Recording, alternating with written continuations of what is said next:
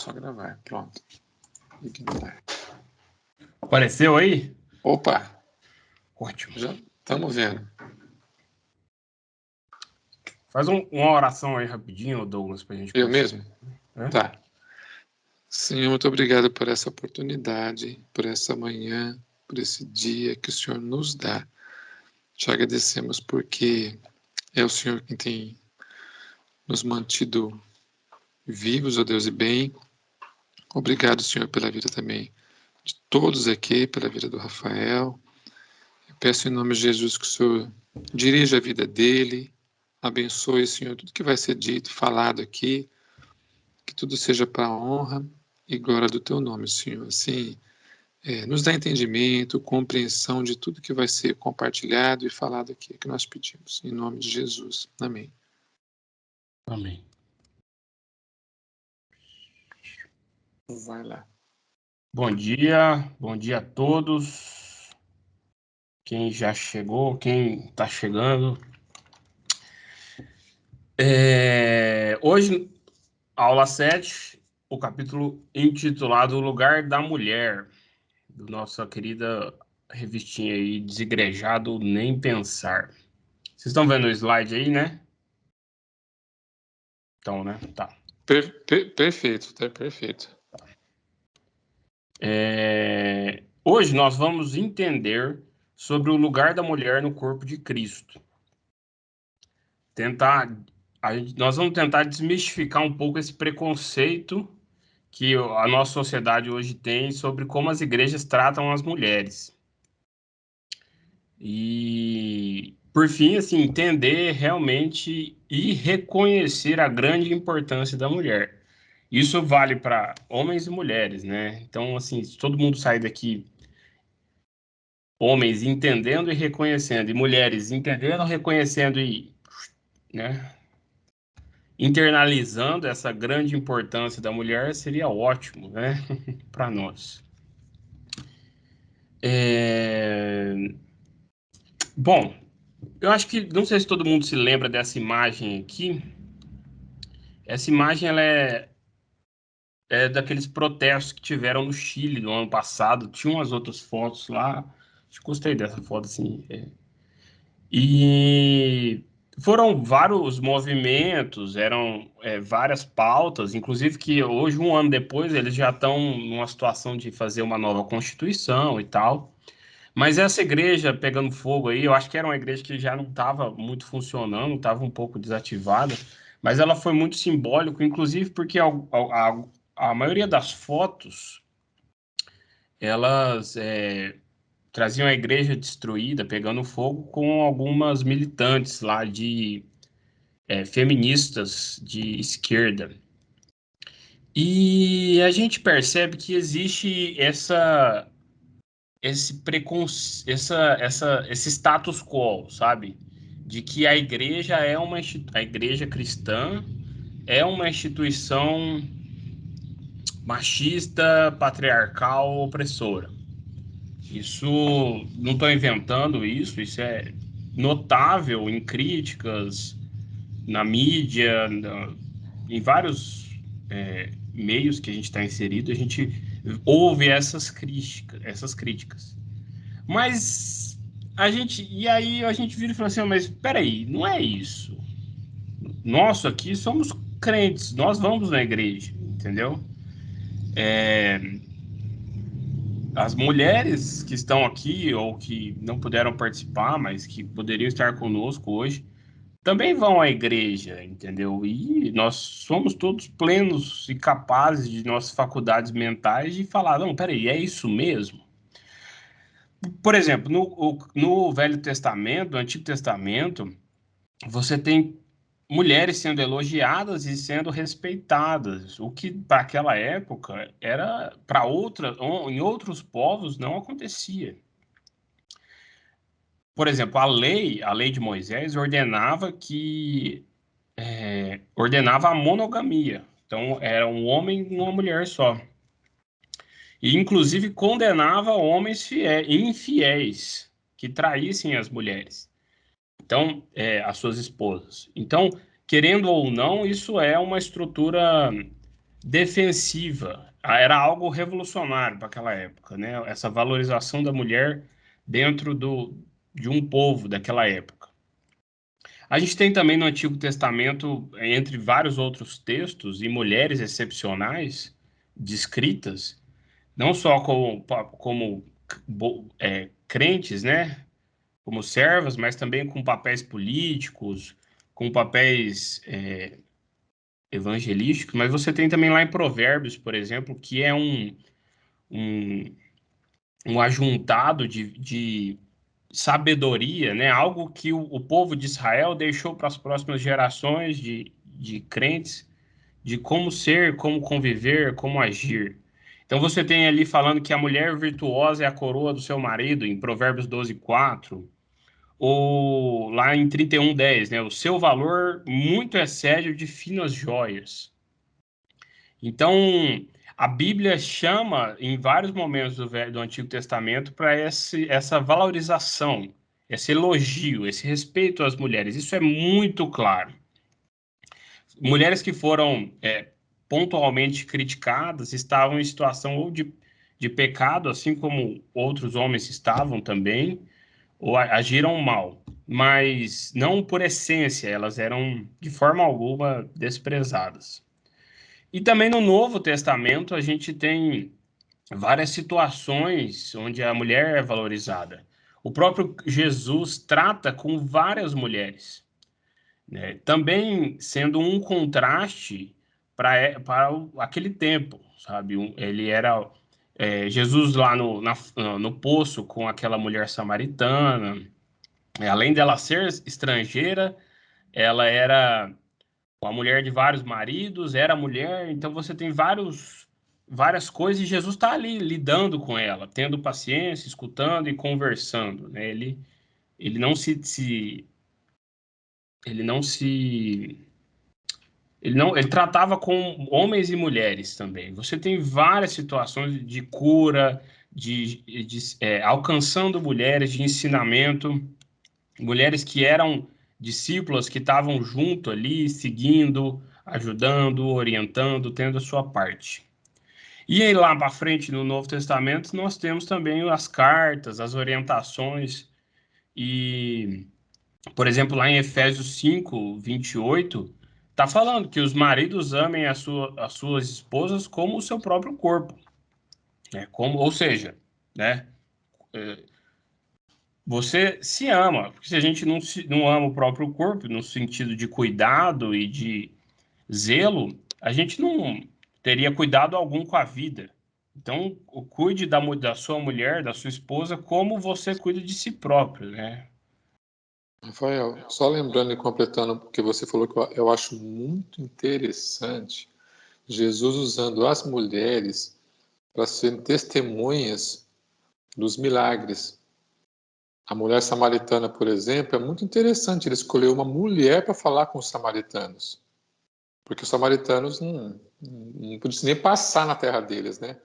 Mas ele escolhe uma mulher para ir lá na cidade e falar dele Anunciar. e anunciar. E quando ele ressuscita, a primeira pessoa a descobrir isso foi uma mulher. E ela que vai correndo na cidade e avisar, olha, a testemunha é uma mulher. Então é interessante isso, porque se você quiser tornar alguma coisa verdadeira, você escolheria que um homem naquela época, né? Mas não, Jesus escolhe uma mulher. Muito interessante isso. Exatamente. Então a gente vê que tanto no Antigo quanto no Novo Testamento, como assim, o que eu quero chegar aqui é o seguinte: a Bíblia, ela apresenta mulheres, ela exalta, respeita, elogia e põe papéis fundamentais para a mulher na história descrita na Bíblia, que é a história do cristianismo, tá? Então a gente já vê o seguinte, deixa eu passar. Passou? Passou. De ver que essa crítica feminista, que o cristianismo é sexista, patriarcal, ele não passa no teste da realidade. É uma caricatura. É uma visão deturpada do que é realmente a Bíblia, do que a Bíblia ensina. Nós entendemos que a Bíblia é quem dirige as nossas vidas.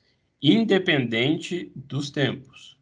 Então, mesmo que hoje nós tenhamos diferenças culturais de 100 anos atrás, de 200, de 500, de 1000 anos atrás, independente dos tempos, é a Bíblia quem dirige as nossas vidas. Nós, como crentes, entendemos isso e assumimos isso. E a partir dessa afirmação, a gente constrói a aula de hoje. Entendeu? Que mesmo que hajam mudanças culturais fundamentais, ainda será a Bíblia quem vai dirigir as nossas vidas. Como crentes, é isso que entendemos e é isso que assumimos. Essa questão toda da mulher e o cristianismo não é uma questão de inferioridade, como parece que essa revolta feminista quer marcar, quer bater, reforçar. É sim uma questão de diferentes papéis planejados por Deus e revelados nas Escrituras, tanto para mulheres quanto para homens. Tá? Então, se queremos agradar a Deus, precisamos entender as funções únicas para as quais fomos planejados. No sentido de que aqui a gente não está de forma alguma, né, fazendo... Não estou aqui de forma alguma fazendo mansplaining aqui, mas querendo mostrar que o Senhor define algo pela Bíblia e nós vamos falar, eu sou crente, eu sou cristão e eu sigo a Bíblia. Então, se você tem essa premissa de vida, você entende que que a Bíblia é a palavra de Deus e que o que está escrito, o que está definido ali é o que deve ser feito para agradar a Deus. Então, nós temos esses diferentes papéis que são descritos e para homens e para mulheres. E é nisso que a gente pode construir nossa atividade, vamos colocar assim, como homem e como mulher. Vamos seguir em frente. Bom, qual é o lugar da mulher, né? Agora, sim, esse vídeo é total, ainda mais que eu sou homem, então esse vídeo é totalmente mansplaining aí, ó, para as feministas. Um cara falando sobre mulheres. Mas aqui eu vou tentar não ser eu falando, mas assim, vários textos da Bíblia, tá? Hoje, a resposta politicamente correta seria o quê? Onde ela quiser, né? Só que a gente o feminismo tem essa coisa de buscar uma busca por diminuir as diferenças entre homens e mulheres. Mas a gente entende que é interessante isso, né?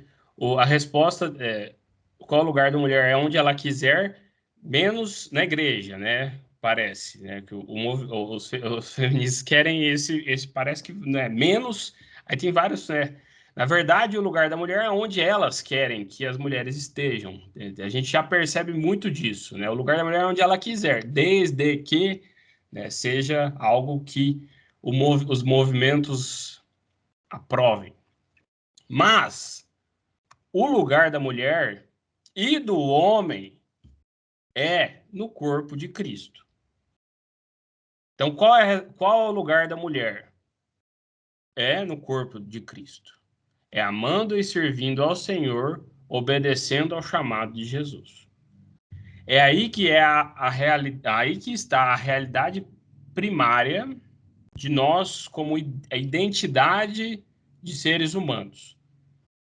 Antes da gente se preocupar com questões sociais, questões culturais, questões de trabalho, questões demográficas, ideológicas, a nossa identidade está em Jesus. Isso aqui é muito importante ser pontuado, porque muito do que é construído hoje como movimentos, seja movimento feminista, seja alegações homossexuais ou outras diferenças aí sociais e políticas que tem nos nossos tempos, elas estão profundamente ligadas a uma questão de identidade. Ontem eu recebi um meme lá do cara que se considerava um gato. Ah, eu sou um felino, eu tenho necessidades de gato. Então usava a orelhinha assim, tinha uma tatuagem e tal. E aí, tipo assim, é 100% uma questão de identidade. Você tem reverberações sociais, né? De, sei lá, desigualdade salarial, preconceito, assédio no trabalho, assédio em vários ambientes, mas o que está aí no profundo disso, dessas afirmações, do empoderamento, do onde ela quiser, é uma questão de identidade, da pessoa se encontrar. Por quê? Porque essas pessoas não estão sem Jesus.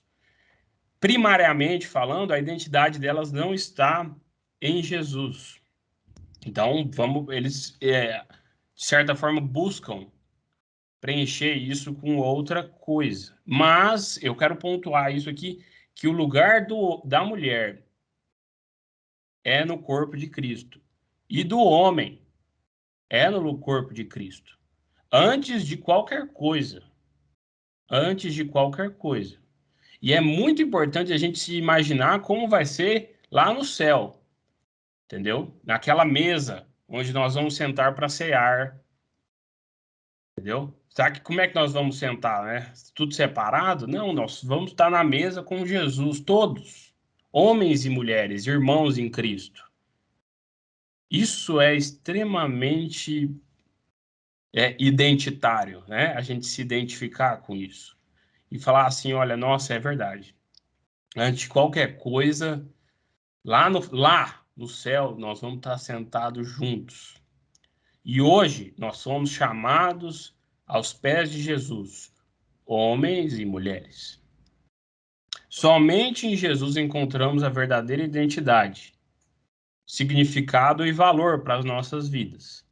E para as mulheres é somente em Jesus que é o verdadeiro identidade, significado e valor. A verdadeira feminilidade só pode ser experimentada no Senhor. Por quê? Porque o Senhor é quem define a identidade primária.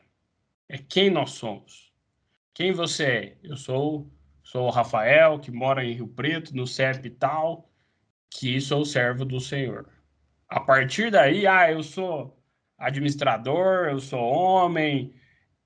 Isso são características minhas, mas a minha identidade primária é em Jesus. Não que nós sejamos todos iguais, mas nós somos todos corpo de Cristo. Então, nós vamos ver, a partir disso, e olhando para a Bíblia, quais os principais papéis que Cristo planejou para a mulher dentro da igreja, do corpo de Cristo. Nós vamos ver como Cristo planejou que a mulher fosse discípula submissa, instrutora capacitada, hospedeira habilidosa e serva humilde. Certo? Se alguém quiser falar aí, pode falar. Tá?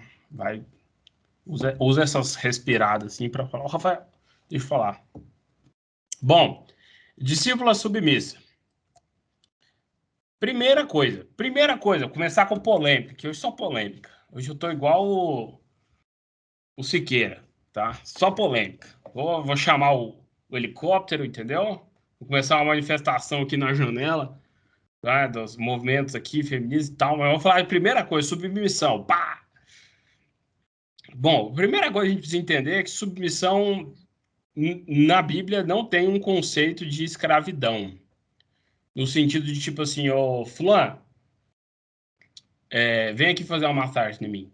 Fulano, dá uma limpada no chão aí. Ô, fulano, você aí vai demorar? Tô com pressa, anda logo, entendeu? É igual novela de época, que era aqueles caras, prepare-se, vou lhe usar, né? Isso não tem nada a ver com submissão no sentido bíblico. Não é uma servidão cega. Vamos abrir em Efésios 5, de 18 a 28.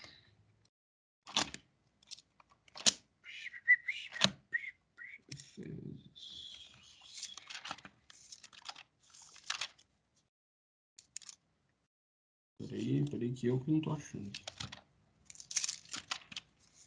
Hoje a gente tem bastante texto, tá? Então deixem uma Bíblia bem no jeitinho aí, tá? Efésios de 18 a 28. Alguém pode ler, por favor? Do 18 ao 28.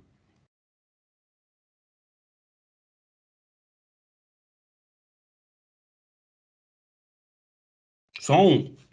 Não vai todo mundo junto, não. Fica à vontade.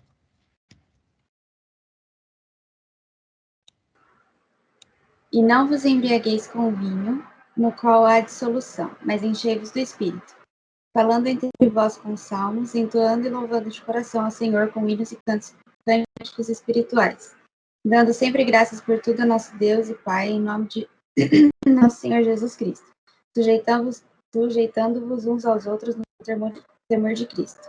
As mulheres sejam submissas ao seu próprio marido, como ao Senhor, porque o marido é a cabeça da mulher, como também Cristo é a cabeça da igreja, sendo este mesmo salvador do corpo. Como, porém, a igreja está sujeita a Cristo, assim também as mulheres sejam em tudo submissas ao seu marido. Maridos, amai vossa mulher, como também Cristo amou a igreja e a si mesmo se entregou por ela, para que a santificasse, tendo-a purificado por meio da lavagem da água pela palavra, para apresentar a si mesmo igreja gloriosa, sem mácula, nem ruga, nem coisa semelhante, porém santa e sem defeito. Assim também os maridos devem amar a sua mulher como ao próprio corpo. Quem ama a esposa, a si mesmo se ama. Obrigado. Vocês estão vendo o slide ainda? Sim, é que eu mudei de tela aqui, aí eu falei, será que sumiu? Mas não sumiu, beleza. Não, Olha sim. só, vamos dar uma olhada pro texto aqui, é o seguinte, ó. Por que eu peguei um trecho tão grande, né? Eu imagino que na Bíblia de vocês aí, no versículo 22, tem tipo assim, outro tema, né? O lar cristão. Mas é muito importante entender isso aqui. É uma carta para uma igreja, uma carta para ser lida lá na frente. E é uma carta, ele vai lendo um versículo, um texto atrás do outro ali para o pessoal daquela igreja. E olha só, lá do 18 ao 21, ele está falando sobre como ser cheios do Espírito Santo. Certo? Então, não embriagueis com vinho, ao contrário, né? Enchei-vos do Espírito, falando salmos, entoando, louvando, hinos e cânticos, dando sempre graças por tudo. E ao 21, o 21 é o poema. Sujeitando-vos uns aos outros no temor de Cristo. Para aí. Aqui é uma ordem explícita e é onde ele termina esse parágrafozinho aí que ele está falando sobre enchermos do Espírito Santo. Sujeitando-vos uns aos outros por Cristo. Então, a primeira coisa que está sendo dita aqui nesse trecho é que primeiro nós devemos nos sujeitar uns aos outros. Sujeitar é sermos submissos uns aos outros, sim, no sentido de colocarmos a servidão do outro, a servirmos uns aos outros, a lavarmos os pés uns dos outros, tá? E aí depois ele começa o 22. As mulheres sejam submissas ao seu próprio marido. Aí, daí para frente, ele vai falar esse trecho que a gente leu até o 28. Depois ele fala sobre filhos e pais. Então, filhos, obedeceis aos vossos pais, lá no 6, 1. Depois ele vai falar de servos e senhores, do 6, 5. Então, ele está colocando várias situações da vida daquele povo que tinham uma relação que tinham relacionamentos. Só que ele está... Eu quero que vocês prestem atenção na ordem das coisas. A primeira que é apontada é sujeitar uns aos outros, antes de falar das mulheres. Então não é uma ordem só para as mulheres, tá? Não é uma ordem só para as mulheres. Todos estamos debaixo da submissão cristã, de estarmos sujeitos uns aos outros, de servirmos uns aos outros, de cuidarmos do corpo. O que o texto está mostrando para a gente aqui, se a gente der uma olhada, assim, uma rápida perícope aqui no texto, olha o 23. Porque o marido é o cabeça da mulher, como também Cristo é o cabeça da igreja. Então, ele baseia essa afirmação da submissão feminina ao marido usando o sentido de Jesus. Porque Jesus direcionou, chamou a igreja e a redimiu.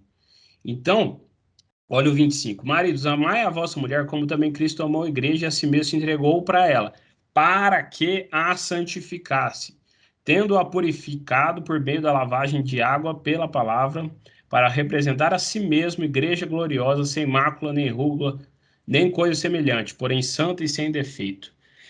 Aqui é o seguinte, o que ele quer dizer? Qual é a relação entre Jesus e a igreja? Gente, Deus se fez homem, humilhou-se nascendo no estábulo, entendeu? Ali no lugar onde era servido comida para os animais, ele foi posto. Então, a humilhação universal, uma humilhação absurda de viver como criatura para um Deus que é infinito e passa por tudo que ele passou na vida e morre de forma extremamente humilhante também, sendo contado entre criminosos quando alguém não. Vocês têm que entender o seguinte, que Deus foi contado entre criminosos. E ele não era um criminoso. É uma humilhação muito grande. Tudo isso para quê? Para que houvesse reconciliação com o seu povo. Para que ele se entregasse, se humilhasse, a maior humilhação imaginável, para que ele resgatasse a sua igreja. Para que houvesse restauração. E aqui a ordenança é que os maridos amem as suas esposas como Cristo amou a igreja e se entregou por ela. Ou seja, se humilhando da maior forma possível para que a igreja esteja bem, para que esteja reconciliada com Deus. Esse é o exemplo que ele usa aqui. Sem querer entrar entre meios do texto, para não gastar muito tempo aqui. Mas, assim, às vezes a gente fica nesse texto aqui só no sentido o marido vai assumir essa postura aí de herói e se entregar pela esposa no sentido físico, né? Um assalto, uma morte, né? Doar um rim, sei lá. Mas não é só isso que está sendo dito aqui. É no sentido espiritual mesmo, porque do versículo 27, para apresentar a si mesmo igreja gloriosa, sem mácula, sem ruga, nem coisa semelhante, porém santa e sem defeito. Ó, 28. Assim também os maridos devem amar a sua mulher como ao próprio corpo. E o 29. Porque ninguém jamais odiou a própria carne. Antes a alimenta e dela cuida, pois também Cristo o faz com a igreja.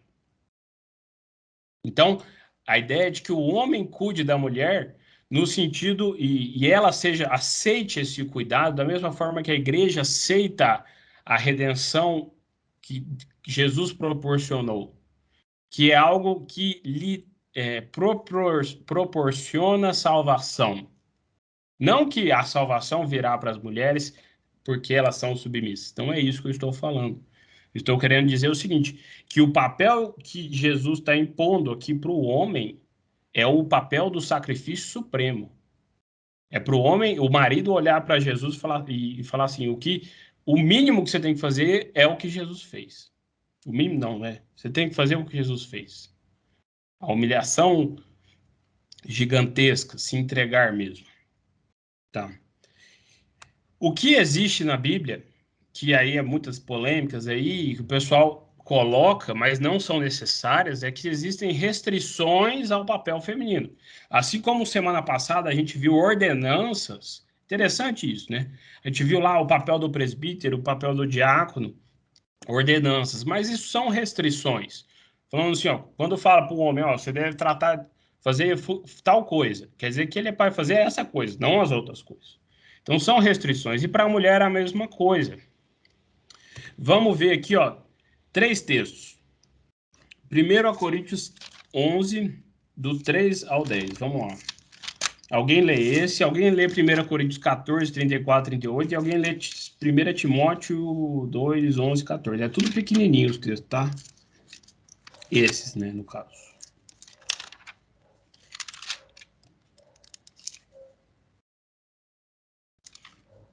Pode ir. Se alguém achou aí, pode ir.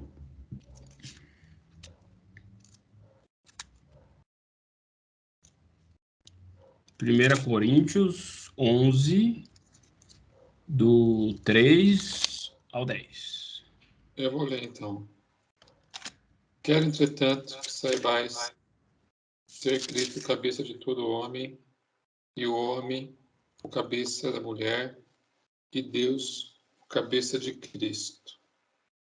Todo homem que ora ou profetiza, tendo a cabeça coberta, desonra sua própria cabeça.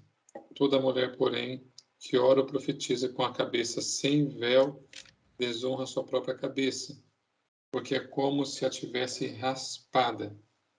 Portanto, se a mulher não usa véu, nesse caso, que rape o cabelo. Mas se lhe é vergonhoso o tosquiar-se ou roupar-se, cumpre-lhe usar véu. Porque, na verdade, o homem não deve cobrir a cabeça por ser ele imagem e glória de Deus, mas a mulher é glória do homem. Porque o homem não foi feito da mulher, assim a mulher do homem.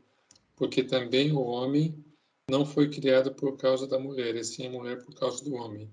Portanto, deve a mulher, por causa dos anjos, trazer véu na cabeça, como sinal de sabedoria. De autoridade, desculpa. Aí, até aí. Quero ver você sair dessa agora aí. Não, irmão, tranquilo isso aqui. Tô brincando. Tranquilo. É porque ele fala muito de cabelo e véu e a gente se perde para o primeiro versículo que você leu lá. Aham, isso. Que é o que ele está querendo mostrar. Depois ele só vai dar uma explicação. Deixa eu falar aqui. Peraí. Não, vamos ler tudo, depois então fica mais fácil, então a gente vai pausar. Agora vira algumas folhas aí, ó. 1 Coríntios 14, do 34 ao 38. Alguém já abriu aí, por favor? Eu posso ler. Tá saindo meu áudio? Sim. Tá. Tá. Do 34 ao 38. Conservam-se as mulheres caladas na igreja, porque não lhes é permitido falar, mas estejam submissas como também a lei o determina. Se, porém, querem aprender alguma coisa, interroguem em casa a seu próprio marido, porque para a mulher é vergonhoso falar na igreja. Porventura, a palavra de Deus se originou no meio de vós, ou veio ela exclusivamente para vós outros? Se alguém se considera profeta ou espiritual, reconheça-se mandamento do Senhor o que vos escrevo. E, se alguém o ignorar, será ignorado. Tá. Vamos, antes da gente ler 1 Timóteo, deixa eu só falar aqui duas coisas. É o mesmo texto, tá? Então é 1 Coríntios, 2 versículos depois. Ele está tratando com a mesma igreja, tá? Com os mesmos ouvintes. Então, parece que isso não é só eu que estou falando da minha cabeça, entendeu? Qualquer bom estudioso aí que der uma olhada em 1 Coríntios, qualquer comentário que vocês lerem sobre Coríntios, vão ver que Corinto era uma igreja complicada, no sentido de que você tinha várias questões sendo levantadas, problemas mesmo. E Paulo vai pontuando e resolvendo essas questões. Lá no texto do versículo 11, lá de rapar a cabeça e do véu, ele está falando, pode ser que estava tendo existia uma tendência de mulheres se destacarem no ensino e na repreensão de homens.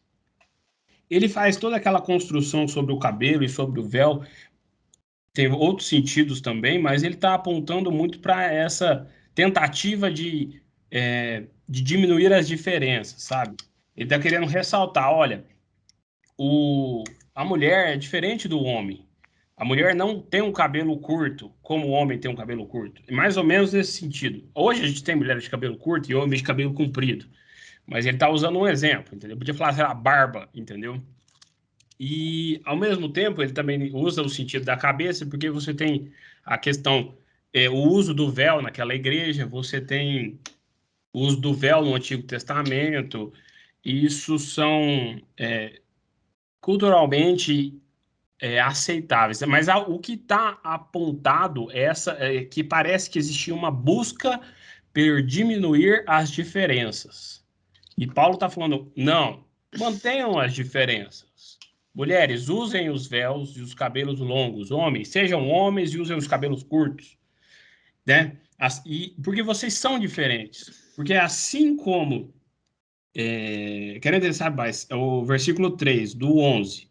Cristo é o Cristo, o cabeça de todo homem, e o homem o cabeça da mulher, e Deus o cabeça de Cristo. Existe uma relação que está sendo estabelecida de diferenciação, de diferença. Agora, em diante, lá no 14, é uma questão lá que ele está falando sobre mantenham-se caladas. É a mesma igreja, são as mesmas mulheres, entendeu? Paulo está tratando agora sobre essa fala. Então, esse momento de fala que provavelmente acontecia ali no culto, e ele está na mesma preocupação de entender o seguinte: mantenham as diferenças. O homem como o que ensina, que tem a responsabilidade de ensinar a igreja, e a mulher com as suas atribuições. Tá, vamos dar aqui. Então, a ideia é de que a mulher, ela está nesta submissão à liderança masculina, que a gente viu lá no 11:3-10, e ao ensino masculino, certo? Ao ensino que o homem propõe. Vamos ler agora Timóteo, lá, 1 Timóteo 2, do 11 ao 14. Deixa eu dar uma corridinha aqui, senão não vai dar tempo.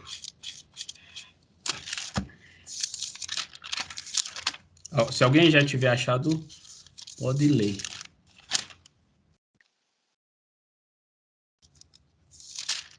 Bom, eu vou ler então. 11 ao 14. A mulher aprenda em silêncio com toda a submissão, e não permito que a mulher ensine nem exerça autoridade de homem. Esteja, porém, em silêncio. Porque primeiro foi formado Adão, depois Eva, e Adão não foi iludido, mas a mulher, sendo enganada, caiu em transgressão. É isso. Tá? 1 Timóteo 2, do 11 ao 14. Então, você tem ressaltada essa situação de que de diferenças de papéis, tá? Então, o papel de ensinar a igreja, ou fazer aconselhamento aos homens, não são uma opção bíblica para a mulher cristã.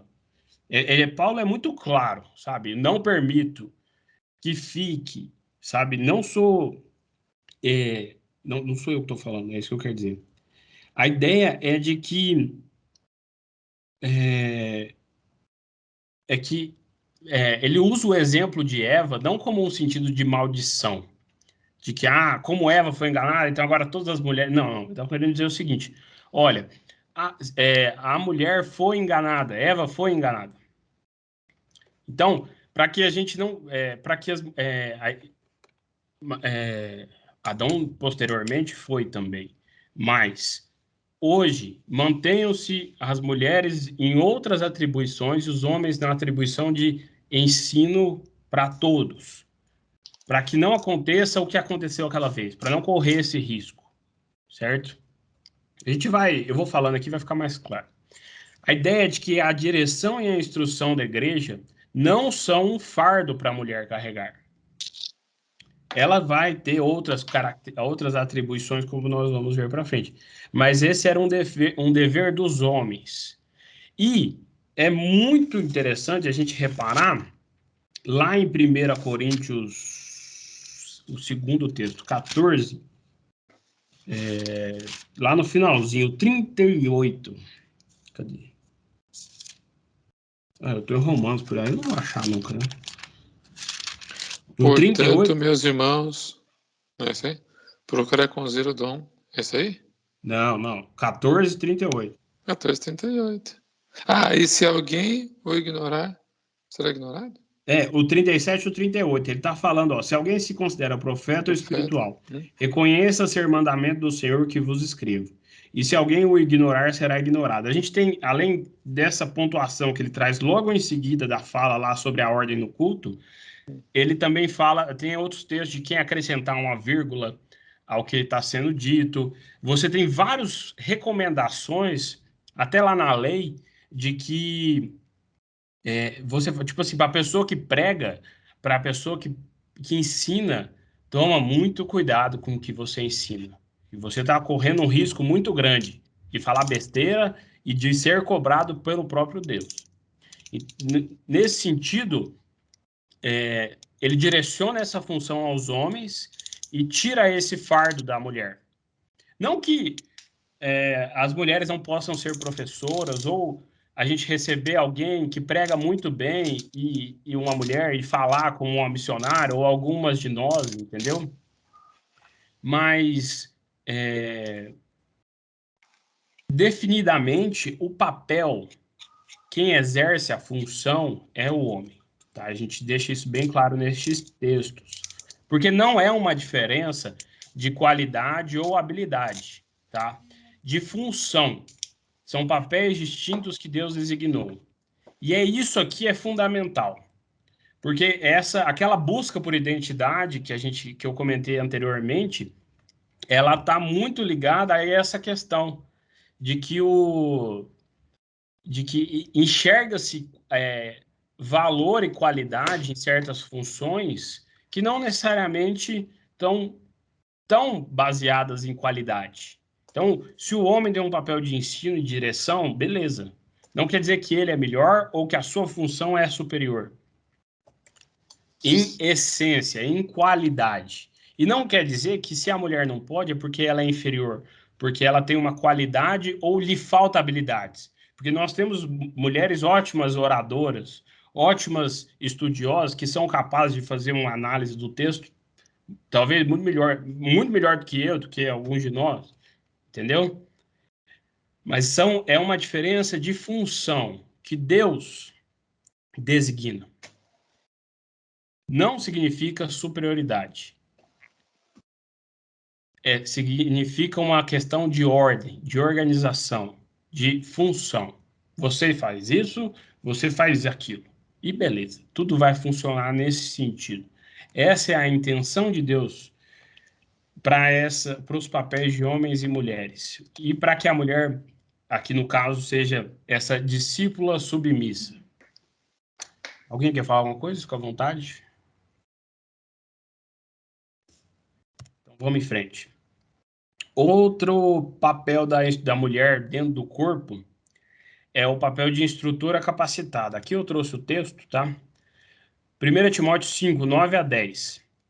Não seja escrita senão viúva, que conte ao menos 60 anos de idade, tenha sido esposa de um só marido, seja recomendada pelo testemunho de boas obras, tenha criado filhos, exercitado a hospitalidade, lavado aos pés dos santos, socorrido aos atribulados, se viveu na prática zelosa de toda boa obra. E lá em Tito 2, do 3 ao 5.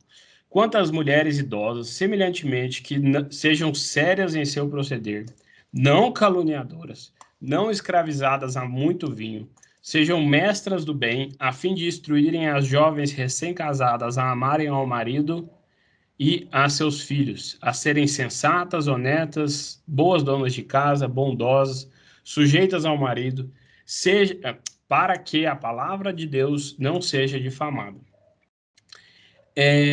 Esses textos e outros também mostram para a gente que a mulher é um instrumento essencial no plano de Deus para a educação das crianças e de outras mulheres, tá? Em especial as mais jovens que elas.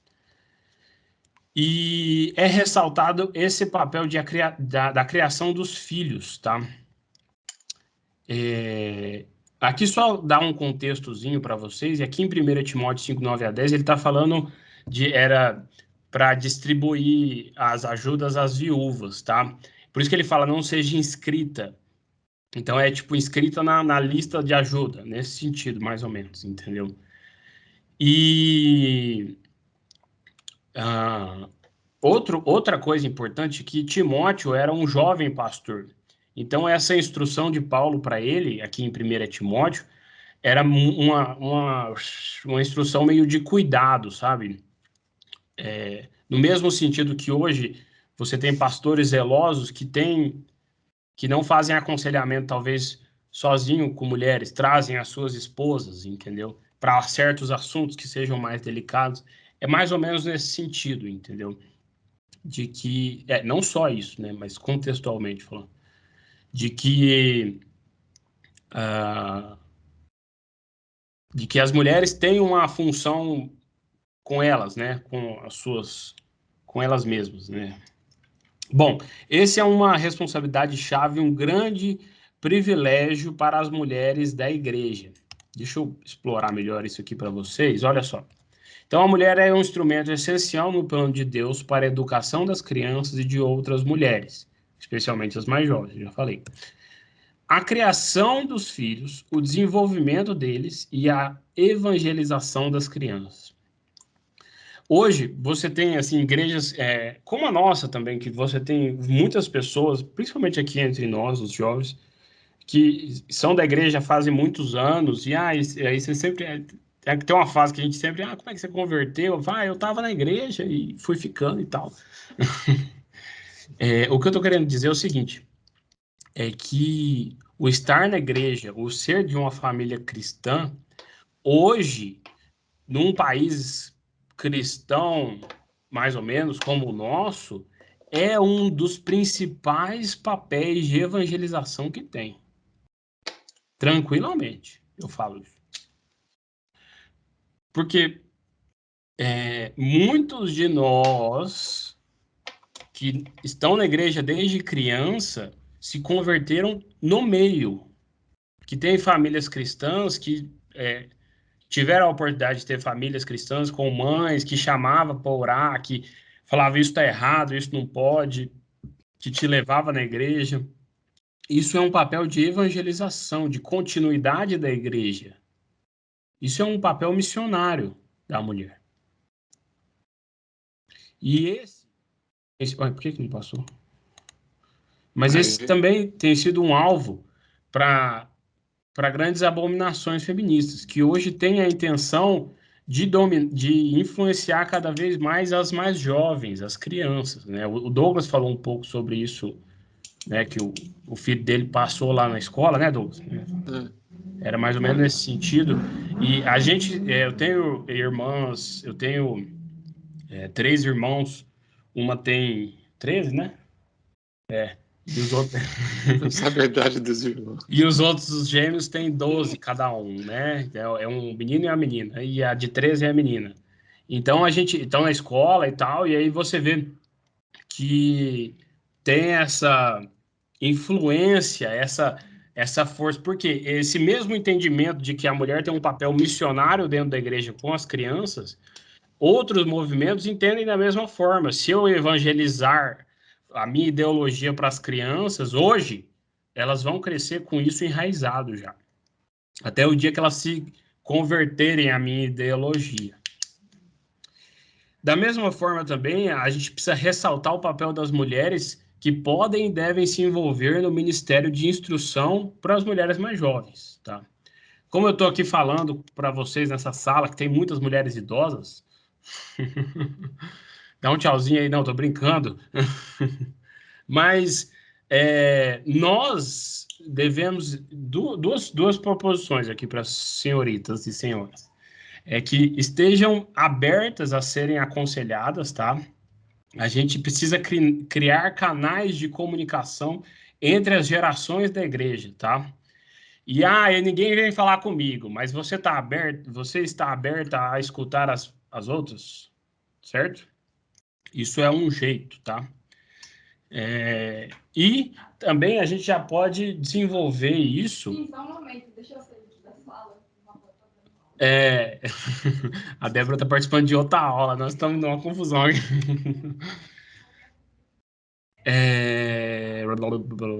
Também, da mesma forma, vocês, moças, podem já desenvolvendo esses canais entre vocês, entre as jovens que estão subindo da UPA, as mulheres que estão entrando, vindo de outras igrejas, tá? A ideia é de que isso é fundamental para a construção da estrutura das mulheres, do ensino delas dentro da igreja. E essas são responsabilidades-chave, grandes privilégios para a igreja, que as mulheres devem internalizar como de grande importância, e os homens devem reconhecer isso e deixar de sentimento de menosprezo ou de inferioridade, tá? É muito importante isso também nessa nossa aula aqui. Não estou chamando as mulheres, só ensinando para vocês, e eu sei lá. Mas eu estou falando com os homens também. A sair dessa aula é reconhecendo a importância da mulher o papel de extrema importância mesmo, entendeu? Não é, é importante, mas vamos fingir que é. Não, é sim. É sim. Tanto é que é dito, é afirmado em vários textos da Bíblia. Certo? Vamos adiante? Outro papel da mulher no corpo de Cristo é o de hospedeira habilidosa. Não é a hospedeira do coronavírus, tá? Ou de outra coisa. É de quem recebe, que tem hospitalidade. Ó, 1 Timóteo 5,10, que a gente já leu, tem um trechinho ali no meio, ó. Seja encomendada pelo testemunho de boas obras, tenha criado filhos e exercitado a hospitalidade. E você tem vários textos nesse sentido. Compartilhar, lá em Romanos 12, compartilhar as necessidades dos santos, praticar a hospitalidade. 1 Pedro 4,9, sede mutuamente hospitaleiros e sem murmuração.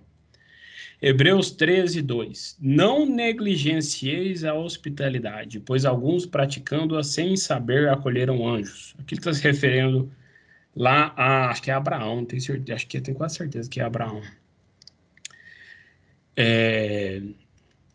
O exercício da hospitalidade, pessoal, embora de certa forma esteja um pouco assim abandonado como sendo algo que a gente relembra e busca melhorar, era um ingrediente muito chave na igreja primitiva.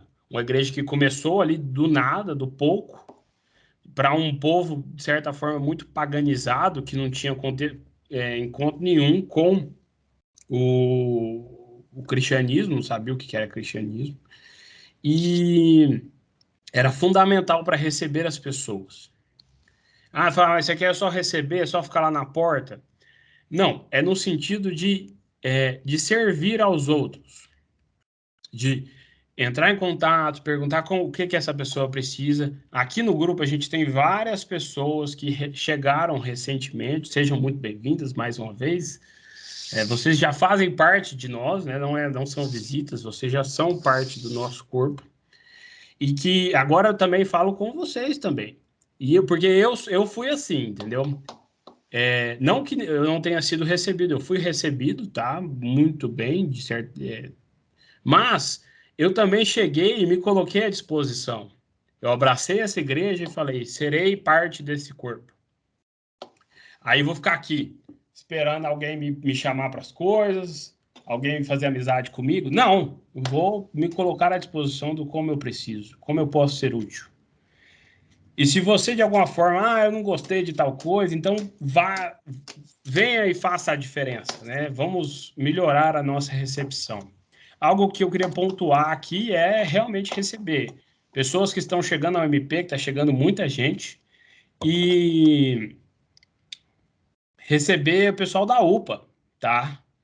Porque a gente falta um pouco isso aí. Ainda mais a pandemia aí, sem contato físico, fica mais difícil, eu imagino, sem ter programações diferentes e tal. Isso. Mas eles estão chegando aí, a gente não está nem lembrando às vezes, entendeu? Eu falo com os membros, com vocês, irmãos, e aqui especificamente com as mulheres. Tanto é que isso era lá em 1 Timóteo 5,10, o primeiro quadrinho aí, era algo que para ser observado, né? Numa mulher que era reconhecida, tá? Deixa eu andar rapidinho aqui, o tempo tá acabando. Uai, passou, não tinha efeitos? Era para ter efeitos aqui. Em 1 Timóteo, agora o outro... Vamos lá, de volta. Outra característica do corpo, característica da mulher no corpo, uma função da mulher no corpo é o de serva humilde. Então, aqui em 1 Timóteo, a gente já leu também, diz que uma mulher pode ser inscrita naquela lista lá, né? Se tiver lavado aos pés dos santos, os pés aos santos e socorridos atribulados. Esse também era um ministério muito necessário naquela igreja. Na igreja atual, esse ato, eu estou lendo o slide, tá? Esse ato representa a necessidade de as mulheres desempenharem o papel de servas, ministrando às necessidades físicas dos membros da igreja e até mesmo à edificação da igreja. Mulheres piedosas podem servir de modo eficaz, prestando assistência aos atribulados, sejam elas mães solteiras e seus filhos encarceradas, enfermas e aquelas com necessidades financeiras. Existe todo esse aspecto de oportunidade das mulheres exercerem como servas humildes. Inclusive nesse tempo de pandemia, buscando senhoras que estão sozinhas nas suas casas, que estão com dificuldade para conectar nas aulas online, buscando ajudar... Alguém quer falar? Não. Buscando ajudar aí nos ministérios da igreja, ministérios de crianças, buscando essas mães solteiras e até fora da igreja, tá? Pessoas enfermas, pessoas encarceradas, pessoas com necessidades financeiras, vizinhos. A ideia de que esse é um ato, um papel extremamente importante, recomendado para as mulheres, principalmente quando a gente olha para esse texto de 1 Timóteo 5:10, tá? Pensem em oportunidade de como as mulheres estão desempenhando esse papel, ministrando com humildade dentro da nossa igreja. Deixa eu acelerar que está acabando o tempo, que já é a conclusão aqui. Tá. Ian, já pode vir para cá. Bom, mulheres de nosso tempo, que são vocês. Há uma grande razão para estarem exatamente onde estão, no corpo de Cristo. Que é servir a Jesus, que é fazer parte desse chamado, que é cumprir o que foi previsto na Bíblia, nos vários textos que nós vimos. E antes de qualquer coisa, que é servir ao Senhor de coração, se entregando, como o pastor Gilberto pregou hoje excepcionalmente, como o libamento, né? Libação. Fica feio o libamento, né?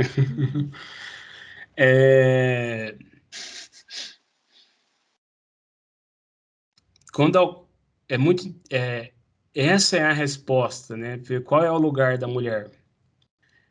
Se for aonde ela quiser, então, baseado na sua própria vontade, a gente como crente, não eu como homem, né? As mulheres como crentes entendem que são pecadoras, que estão à mercê da tentação e que podem pecar. E que o seu instinto interno é de pecar. Mas o lugar da mulher não é onde ela quer estar, onde ela escolhe. Mas o lugar da mulher é o lugar aos pés de Jesus. Assim como é o mesmo lugar do homem. Porque se o homem for escolher o lugar dele, ele vai correr os mesmos riscos de pecar, de cair em tentação, de escolher pelos seus instintos pecaminosos. Os papéis que nós vimos podem e devem ser exercidos pelas mulheres nas igrejas locais. São tarefas tão importantes quanto as tarefas dadas aos homens. E aqui fica o chamado aos homens de semana passada e também hoje a reconhecerem a importância das mulheres e às mulheres, pelo tudo que foi dito, né? O chamado. E entender que há um enorme abismo entre essa redenção identitária proposta pelo feminismo e a redenção divina. Quando a gente entende que em Cristo nós, homens e mulheres, recebemos a identidade de servos. E a partir disso, construímos em paz do nosso coração algo que é suficiente para nós, que é viver aos pés dele. E chegar no céu, nos assentarmos todos juntos, um do ladinho do outro, ter a mesma refeição, a mesma ceia do lado do nosso Senhor Jesus Cristo. Que Deus auxilie as mulheres cristãs a fim de que reconheçam que não há nada de inferior em cumprir o papel que o Senhor lhes atribuiu. Tá, moças? Obedecer e servir a Deus é um privilégio para homens e mulheres, cada qual no desempenho de suas funções. O nosso livro sobre desigrejados nem pensar, acho importante a gente retomar um pouco, porque a gente está falando sobre homens, mulheres e tal. É de que existe hoje vários motivos que a sociedade apresenta para que a gente abandone as igrejas, ou que a gente se destaque, né, se separe da igreja como instituição. E o que é proposto aqui, o que é apontado, é que a igreja seja essa instituição machista, opressora e patriarcal, sexista. Mas a igreja que Cristo propõe para nós é essa igreja que nós lemos nesses vários textos hoje, no que consta ao papel das mulheres. Então, mulheres, sintam-se valorizadas, sintam-se cobradas pelo Espírito Santo e sintam-se principalmente parte do corpo, identidade como servas de Cristo. E que obedeçamos e servirmos a Deus, e vamos servir a Deus como reconhecendo que é o grande privilégio que é para nós, homens e mulheres, no desempenho das nossas funções. Beleza? Muito obrigado. Se alguém quiser falar alguma coisa, fica à vontade. Eu passei 2 minutos aí. Eu queria falar rapidinho para a gente terminar. Eu acho interessante como Paulo coloca a comparação, coloca Cristo, Deus como Deus, né? Cristo, o homem como Cristo e a mulher como a igreja. Então a gente vê claramente que isso aí, o pecado, o que levou o homem a fazer, né? A discriminar a mulher dessa maneira como ele tem feito durante toda essa história, né? E aí Cristo vem novamente e coloca as coisas no lugar correto que tem que ficar. Mas é por causa da dureza de coração do homem que isso acontece, entendeu? Quando Jesus é perguntado sobre a carta de divórcio, né?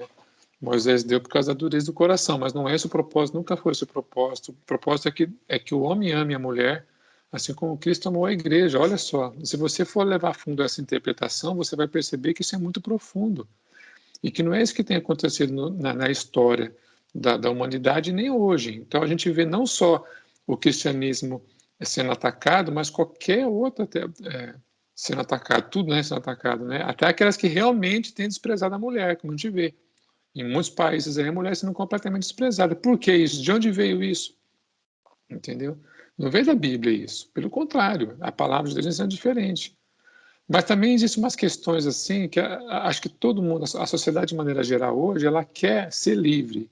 A gente vê isso, né? A mulher não quer ser mulher, o homem não quer ser homem, né? Todo mundo quer ser aquilo que quer, né? Então todo mundo questiona. Tá, eu nasci homem, mas eu queria ser mulher. Eu nasci mulher, mas eu queria ser homem. E assim vai. Então as pessoas não adianta, são questões que vão surgir na sociedade. Eu não vejo isso, um fim nisso, né? Então o movimento acaba sendo um movimento sem pé sem cabeça no final. Quando você olha para ele de perto, você fala, mas pera um pouquinho, qual a lógica disso? A lógica disso é que as pessoas querem ser aquilo que elas querem, ponto final. Elas querem viver livre. E não querem ouvir falar de pecado também. Não existe pecado, eu vivo minha vida como eu quero, é isso que elas querem. Então qual que é a revolta delas? Quando elas leem na Bíblia, lá fala assim, mulheres sejam submissas. Embora você explique, elas não querem ser submissas. De forma alguma elas não querem ser submissas. Isso é um absurdo. Então a coisa complica nessa parte. Mas espera um pouco, veja bem, o papel do homem também é ser submisso também, como você falou. Somos submissos a Deus, mas eu não quero ser submisso a Deus. Nem a Deus eu quero ser submisso. Então é um papel de rebelião total, uns contra os outros, e ponto final. Não é esse o caso. O caso é muito mais complicado do que isso. É o pecado mesmo. Tá? Então não quer ver uma organização, não quer ver a mulher como dependente no bom sentido, claro, não depender do homem, não é isso, né? Porque, na verdade, o homem depende da mulher mais do que, no final das contas, no casamento. Você sabe, né? O homem não consegue achar uma coisa na geladeira se a mulher não tiver do lado dele para falar, tá aqui, ó, entendeu? Onde está minha camisa? Não sabe, não vê. Eu abro a geladeira e não acho as coisas, a Cláudia acha. É impressionante isso, cara. Impressionante. Ela fala, tá em tal lugar, na posição tal. Aonde? Eu vou ter que ver. Aí ela vai lá e tá na minha cara, cara. É impressionante isso. Então, assim, na verdade, a vida do casal, ela deveria ser uma coisa perfeita, assim, né? Deveria ser uma harmonia perfeita. Os dois cuidando um do outro, se completando. Então, cada um tem a sua função. Não tem um ser mais importante do que o outro, mas tem funções. E o homem, ele realmente dá a vida pela esposa. A função espiritual da casa é do marido, realmente. É ele que tem que dar isso. Ele que tem que conduzir a casa dele. Deus está cobrando dele isso. Então, é sério. É muito sério. Muito sério mesmo. Então é uma coisa que deveria ser perfeita, mas virou essa confusão toda por causa do pecado. Beleza. Valeu, Douglas. Mais alguém quer falar? Fica à vontade. Vamos orar e depois tirar Ó, foto? semana que vem, um convite à adoração com o Elias, capítulo 8. Eu posso orar. Dá para ouvir? Opa! Bem? Então vamos orar.